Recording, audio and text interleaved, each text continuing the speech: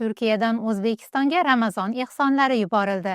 Turkiya Diyonat vaqfi Ramazon oyi arafasida O'zbekistonga ehtiyojmand 1000 ga yaqin oilaga oziq-ovqat yordamlari ko'rsatdi. Ramazon munosabati bilan tayyorlangan oziq-ovqat yordamlarini ehtiyojmand oilalarga yetkazish uchun Turkiyaning Toshkentdagi elchixonasi huzuridagi din xizmatlari bo'yicha maslahatchi Mahmud Turk tomonidan O'zbekiston musulmonlari idorasi tasarrufidagi Vaqf xayriya jamoat fondi mas'ullariga topshirildi. Mahmud Turkning ta'kidlashicha, mazkur yordamlar har yili bo'lgani kabi bu yil ham Ramazon oyi oldidan ehtiyojmand o'zbek oilalarining ro'zg'orlarini to'ldirish, taomlariga maza qo'shish, dasturxonlarini ular bilan bo'lishish maqsadida tayyorlangan.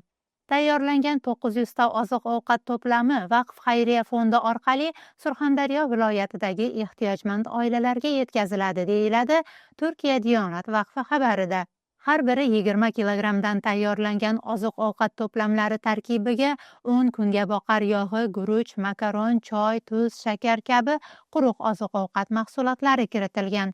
Vaqf xayriya jamoat fondining tashqi aloqalar bo'limi boshlig'i Mirjalol Qosimov Turkiya Diyonat vaqfi tomonidan ko'rsatilgan yordam uchun Turkiya tomoniga minnatdorchilik bildirib, oziq-ovqat to'plamlari eng qisqa vaqt ichida ehtiyojmand oilalarga yetkazilishini ma'lum qilgan.